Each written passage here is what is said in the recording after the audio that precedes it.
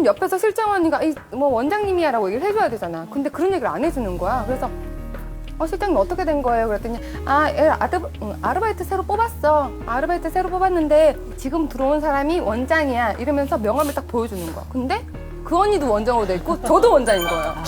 그리고 그냥 말았는데 좀 있다가 또 가면 그 되게 낯선 느낌 있잖아. 나는 분명히 내 가게를 간다고 생각하고 열심히 하고 있었는데 어느 날 갈 때마다 이방인 취급을 받는 거야. 괜히 와서 왜 저 언니 떠들지 이런 느낌을 받는 거야, 직원들한테. 그게 가기가 좀 부담스러운 거예요. 그러다가 전화가 온 거예요. 어느 정도 매출이 어느 정도 이렇게 딱 오르니까 전화가 와서 오빠가 저한테 그러는 거야. 아리나, 내가 생각을 해보니까 네가 왔다 갔다 하는 것보다 차라리 그냥 지금까지 일한 거 내가 좀 챙겨줄 테니까 빠지는 게 좋지 않겠니? 이러는 거예요. 빠지는 게 좋지 않겠니? 이러는 거예요. 나중에 오는 지금 먼저 하잖아. 나 너무 어이가 없는 게 홍보 다 해줬고 내 친구들 다 받고 전화 와서 저한테 아리나, 나 지금 너네 샵 왔는데 안 오냐고. 나 지금 가. 이러다 말고 뛰어가는 거야. 언니 왔어요. 내가 다 그걸 했는데. 근데 어느 날 갑자기 이제 없어도 된다는 거지.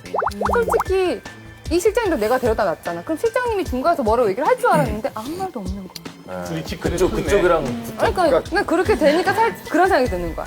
동업을 할 때는 웬만하면 이렇게 진짜 계약서를 적어서 몇 프로 떼준다, 몇 프로 떼준다 해야지. 이게 기간하고 장사가 잘 증인이 돼도 있어야 되는데 그 증인이 변호사님이 있어요. 장사가 잘 돼도 돈을 얼마나 받아야 할지 모르겠네요. 전참 궁금해요. 동미 씨는 동업은 안 하실 것 같은데. 20년 해보셨어요? 동업? 네네, 했었어요. 네. 20년 전에 90년대 초반에 레스토랑 할 적에 제 샌프란시스코에서 공연할 적에 제 팬이라고 그러고 오셨던 분인데 이제 알게 돼서 서울에 와서 가끔 이제 저녁도 하고 이제 지인이 됐죠.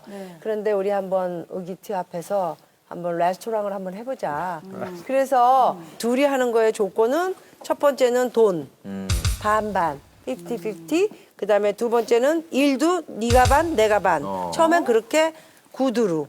근데 시작을 했는데 그분은 이제 가정주부다 보니까 내가 좀 일찍 들어가야 되고 저녁까지 돌볼 수 없다. 근데 뭐 레스토랑이라는 게 저녁에 손님이 많잖아요. 그래서 일을 비중이 20%.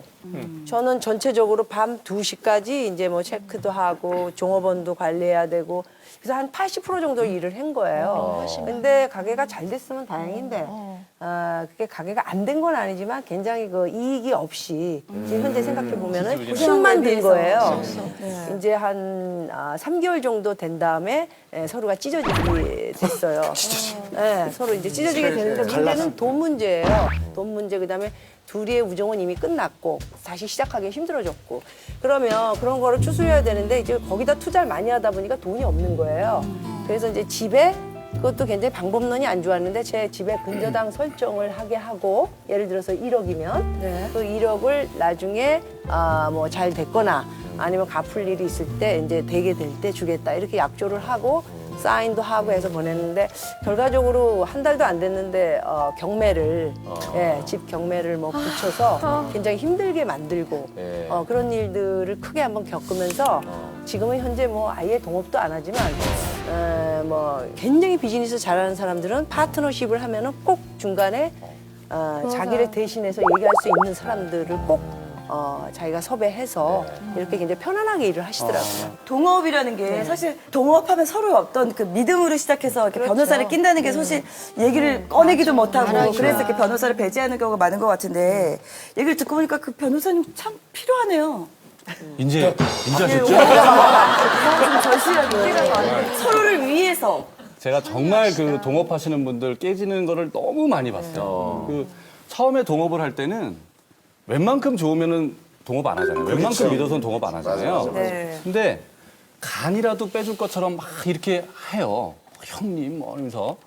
근데 그 사람들이 나중에는 어떻게 되냐면 정말 원수도 그런 원수가 아닌 거예요. 서로 고소 고발하고 뭐 또 때리기까지 하고 싸움하고. 사건 많이 나죠. 정말 많이 나요. 이게 다 동업을 둘러싼 사건들인데. 납치까지 나오고 납. 그렇죠.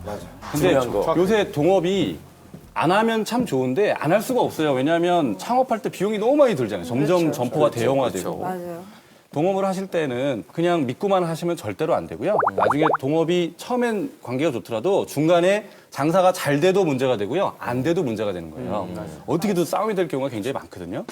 동업 계약을 그래서 작성을 하셔야 되는 거예요. 얼마를 출자를 하고 몇 년 동안 하는 것이고 수익 배분은 어떻게 하고 여기까지는 이제